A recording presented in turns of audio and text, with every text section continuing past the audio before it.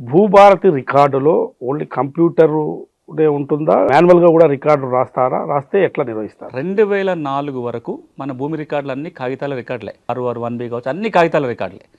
2004లో అప్పుడు కేంద్ర ప్రభుత్వం ఒక నిర్ణయం ఏం తీసుకుందంటే కాగితాల రికార్డు ఉండొద్దు, కంప్యూటర్ల రికార్డే ఉండాలి ఒక పాలసీ నిర్ణయం తీసుకొని భూ రికార్డుల కంప్యూటరీకరణ పేరుతో కొన్ని వందల కోట్లు ఖర్చు పెడుతూ అన్ని రాష్ట్రాలలో కాగితాల రికార్డు కంప్యూటర్కి ఎక్కించే ప్రయత్నం జరిగింది. ఎందుకు? తప్పు ఒప్పులు ఉండొద్దు, ట్యాంపరింగ్ జరగకుండా ఉండాలని.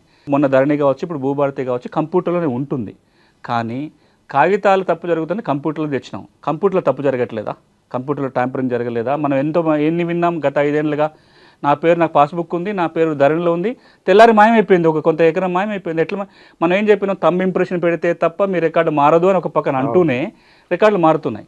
మరి కంప్యూటర్లో తప్పు జరిగితే ఎట్లా అని ఒక ఆలోచనతోటి భూభారతి చట్టం ఏమంటుందంటే ప్రతి సంవత్సరం ఒక్కసారి కంప్యూటర్ రికార్డుని ప్రింట్ తీసి సంతకాలు పెట్టి దాచిపెట్టాలి అంటుంది. డిసెంబర్ 31 మధ్యరాత్రి 12 గంటలకి రికార్డులో ఏది ఉంటే అది ఫ్రీజ్ అవుతుంది. దాన్ని మనం ప్రింట్ తీసి ఒక కాపీ దాచిపెడతాం. కొంతమందికి అపోహలు ఏమొస్తున్నాయంటే మళ్ళీ కాగితాల మీద రికార్డు రాస్తారట, మళ్ళీ దీన్ని కంప్యూటర్లు పెడతారట, మళ్ళీ కాగితాలు రాసినప్పుడు మళ్ళీ గ్రామ పాలనాధికారులు రాబోతున్నారు, వీళ్ళు మళ్ళీ రాస్తారు. ఇది తప్పు, ఇది ఒక అపోహ మాత్రమే.